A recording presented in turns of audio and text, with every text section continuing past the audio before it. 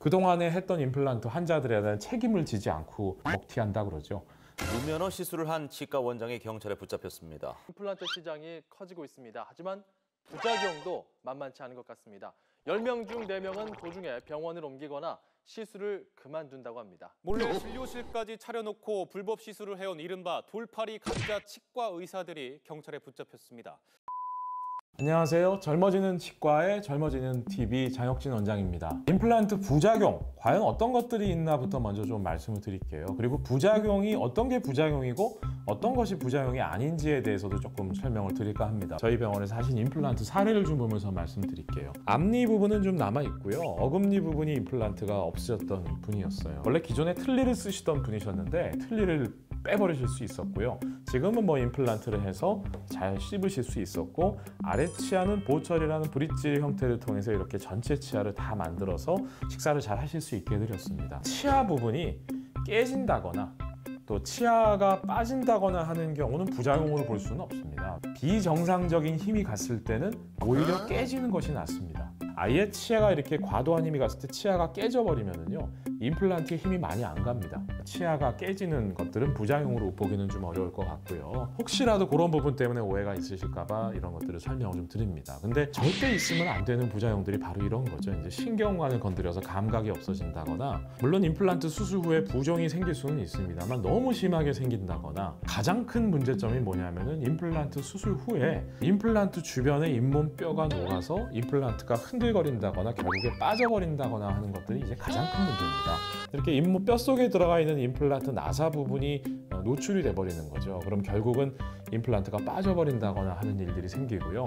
특히 이런 부분에 음식물들이 더 끼니까 뼈가 더 녹고 악순환이 반복이 됩니다. 또 이런 경우도 있습니다. 이 부분은 이제 아래 턱뼈인데 잇몸 뼈 방향대로 심겨졌어야 되는데 임플란트를 이런 식으로 엉뚱한 방향으로 심다 보니까요, 임플란트 치아까지 완성을 했고 그동안 고생은 고생대로 했는데 뭔가 잘 안 씹히는 것 같다. 우리가 잘 안 씹힌다면은 결국은 임플란트 하는데 의미가 없어지거든요. 근데 문제는 되돌리기가 상당히 어렵습니다. 우리가 이런 옷은요, 입어본 다음에 마음에 안 들면은 뭐 다른 옷 입거나 벗어버리면 되는데요. 이렇게 잇몸 뼈 속에 들어간 임플란트는 한번 잘못 심게 되면은 정말 되돌리기가 어렵기 때문에, 그래서 많은 시술 경험이 있고 또 한 군데에서 오래 진료하면서 요즘은 뭐 컴퓨터 분석 임플란트라고 해서 컴퓨터로 임플란트를 심는 방법도 있거든요. 이런 방법들을 좀 찾아서 심으시면은 현저하게 부작용은 줄어들이라고 생각합니다. 이분도 다른 병원에서 임플란트를 이렇게 많이 심으시고 내가 한 3년 전에 임플란트를 했는데 임플란트 주변으로 자꾸 피가 나고 또 냄새도 나는 것 같다. 그래서 뭐가 문제가 있나 없나 좀 봐달라고 저희 병원에 내원하셨던 분이에요. 이 부분을 확대를 해보면은요, 이렇게 잇몸 뼈가 녹는 소견이 보입니다. 이 부분들이 아까 보여드린 것처럼 잇몸을 열어보면 결국은 나사가 노출되어 있고 잇몸뼈가 많이 녹는 소견을 보이고요. 결국은 이 상태로 한 2, 3년 정도 더 지나게 되면은요, 임플란트를 빼게 되죠. 이런 이유 때문에 그 무자격자라든가 실제로 치과 의사가 면허가 있으신 분들도 임플란트 시술이 많지 않은 분들은 임플란트를 심어놓고 병원을 한 2, 3년 있다가 옮겨버리세요. 그러면은 본인들은 편하죠. 자신 없이 진료한 부분에 대해서 책임을 지시지 않는 경우가 상당히 많다라고 봐야 될 것 같습니다. 지금 보시면 원래 이 부분까지 뼈가 차 있어야 되는 부분인데 이 빨간색 실선까지 뼈가 치조골 소실로 인해서 임플란트가 빠지게 되는 경우죠. 잇몸뼈가 너무 약하신 경우에는 뼈 이식을 하면 됩니다. 뼈 이식이라고 하는 거는 쉽게 얘기해서 나무 심을 때 구덩이에다가 나무를 넣고 비가 오거나 토사에 씻겨 내려가지 않도록 이렇게 흙을 채우는 것이 뼈 이식이라고 보시면 될 것 같아요.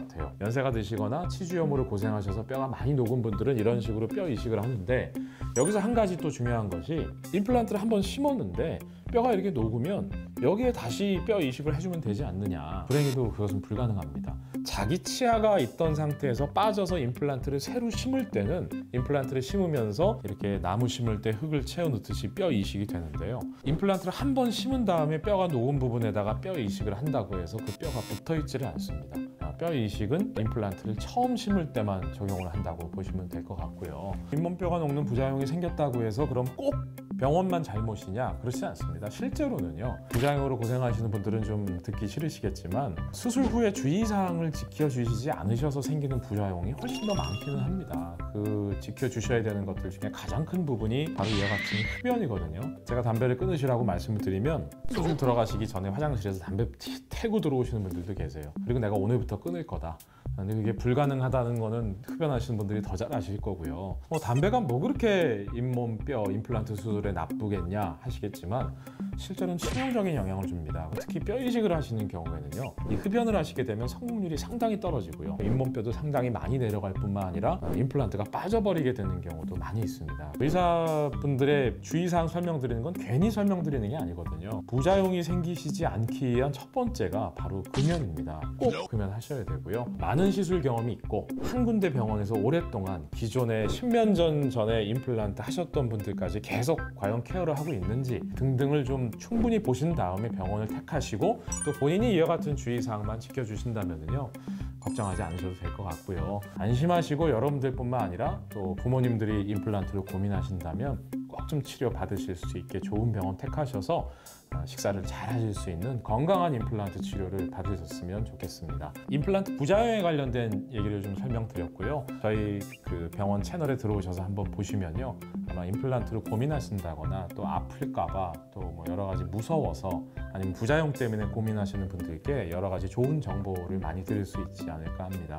구독과 좋아요 꼭 좀 눌러주시고요. 다음 시간에 좀 더 좋은 컨텐츠로 찾아뵙겠습니다. 지금까지 젊어지는 TV, 젊어지는 치과 장혁진이었습니다.